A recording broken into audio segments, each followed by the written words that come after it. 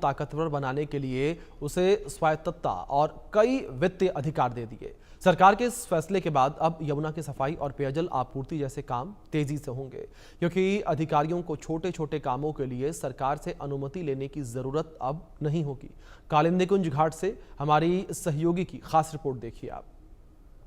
राजधानी दिल्ली में यमुना की सफाई को लेकर बड़े फैसले लगातार लिए जा रहे हैं और फिलहाल अगर यमुना की स्थिति की बात की जाए तो वो तस्वीरें अगर आप देखें तो फिलहाल हम कालिंदी कुंज घाट पर मौजूद है और यहाँ पर अभी भी जो सफेद झाग की समस्या है वो लगातार बनी हुई है। ये जो केमिकल है वो लगातार फैक्ट्री से रिस्क कर आता है और यहाँ पर यमुना में मिलता है बिकॉज यहाँ पर कोई सीवेज ट्रीटमेंट प्लांट नहीं है, वाटर ट्रीटमेंट प्लांट नहीं है, जिसकी वजह से जो पानी है, गंदे नाले हैं वो लगातार यमुना में मिलते हैं। तो ऐसे में रेखा सरकार लगातार बड़े फैसले लेते हुए यमुना की सफाई को लेकर नजर आ रही है, क्योंकि अगर चुनाव की भी बात की जाए तो यमुना की सफाई पर एक बड़ा चुनाव इस बार लड़ा गया था, लेकिन अब कल एक बड़ा फैसला लिया गया है जिसमें दिल्ली जल बोर्ड अब खुद फैसला ले सकेगा। ये जो जानकारी है वो मुख्यमंत्री रेखा गुप्ता की तरफ से दी गई है और ये भी कहा गया है कि जल बोर्ड अब जितनी भी परियोजनाएं हैं उसके फैसले खुद ले सकेगा और इससे बोर्ड को कैबिनेट मंजूरी की भी जरूरत नहीं पड़ेगी, जिसमें कुछ मुख्य बिंदु अगर माने तो उसमें यमुना की सफाई और पेयजल आपूर्ति, जो कि वाटर स्कार्सिटी दिल्ली में बहुत ज़्यादा रहती है, पानी की कमी बहुत ज़्यादा रहती है, इन दोनों मुद्दों को लेकर अब फ्री हैंड दिल्ली जल बोर्ड को दे दिया गया है और जो भी फैसला दिल्ली जल बोर्ड लेना चाहेगा उसकी मंजूरी जो है वो कैबिनेट से लेनी भी नहीं पड़ेगी। तो बेशक कह सकते हैं कि एक बड़ा फैसला लिया गया है और कह सकते हैं कि जो देरी यमुना की सफाई में लगातार हो रही है, क्योंकि बेशक तस्वीरें आप देखें कि दूर दूर तक अभी भी यहाँ पर कालिंदी कुंज घाट की तस्वीरें हम आपको दिखा रहे हैं, जहाँ पर झाग जो है वो साफ तौर पर यमुना के ऊपर अभी भी नजर आएगा। जो पानी है यमुना मैया का वो बहुत ज़्यादा मैला नजर आता है और अगर घाट की कंडीशन देखें तो चारों तरफ सिर्फ और सिर्फ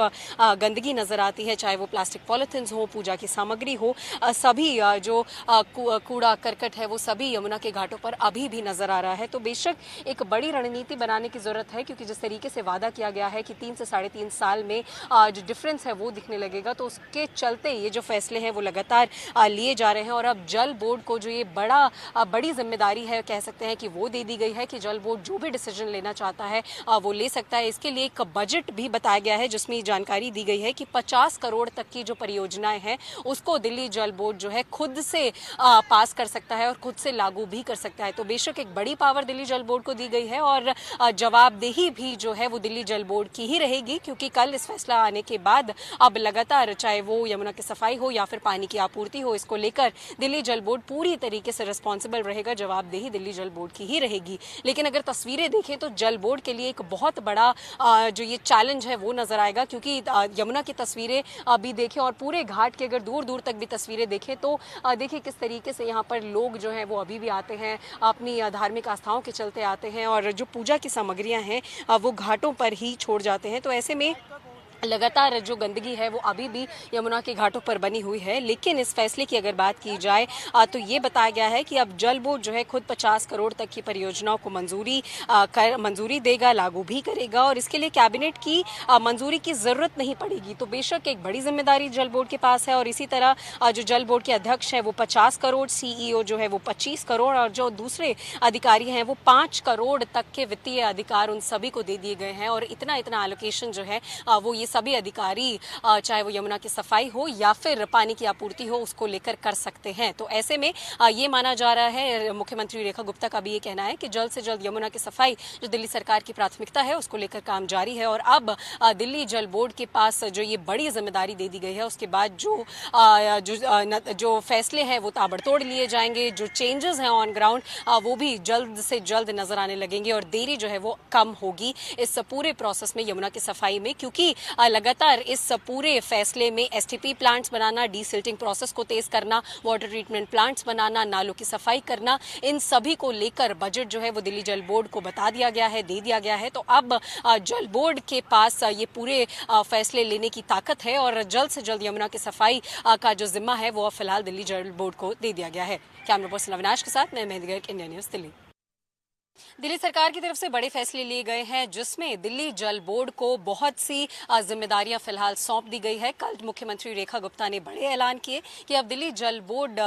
के पास यमुना की सफाई और दिल्ली में पानी आपूर्ति की पूरी जिम्मेदारी रहेगी और इसको लेकर जवाबदेही भी है जो वो दिल्ली जल बोर्ड की ही रहेगी। तो ऐसे में अब बेशक ये माना जा सकता है कि दिल्ली जल बोर्ड की जिम्मेदारियां भी बढ़ गई हैं, क्योंकि अब चाहे वो यमुना की सफाई हो, नालों की सफाई हो या फिर sewage treatment plants, water treatment plants लगाना हो, उसके साथ साथ ही पूरी दिल्ली में साफ पानी को प्रोवाइड करवाना हो, तो ये सबकी जो जिम्मेदारी है अब दिल्ली जल बोर्ड को दे दी गई है, जिसमें अब जल बोर्ड जो है वो खुद अपने डिसीजंस लेगा, खुद उसे इंप्लीमेंट भी करेगा और उसके लिए उन्हें कैबिनेट की मंजूरी की भी कोई जरूरत नहीं है। इसके लिए एक अमाउंट भी तय किया गया है कि 50 करोड़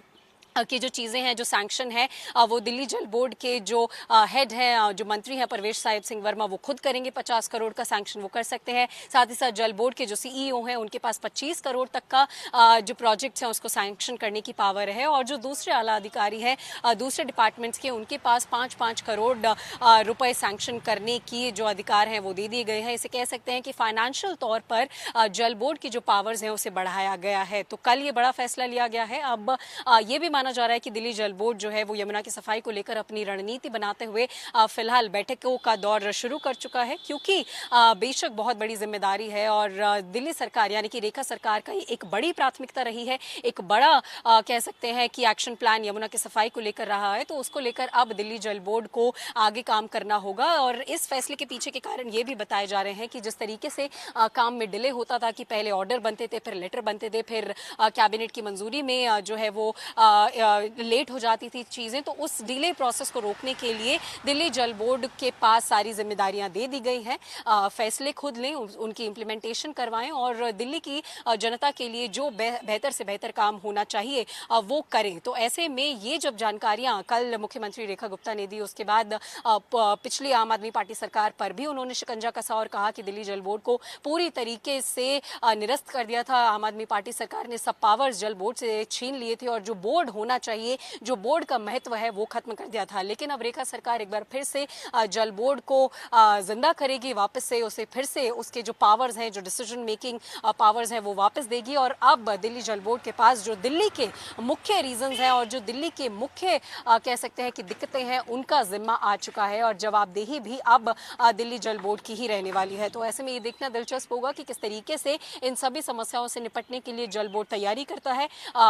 बजट दे दिया गया है, जिम्मेदारी दे दी गई है और इम्प्लीमेंटेशन का जो फ्री हैंड है वो भी दे दिया गया है। कैमरा पर्सन अविनाश के साथ मैं मेहंदी गर्ग, इंडिया न्यूज़, दिल्ली। इस बीच खबर बिहार से निकलकर सामने आ रही है, जहां सीतामढ़ी में ऑटो चालक की करतूत वायरल हो रही है। सिरफिरे ड्राइवर ने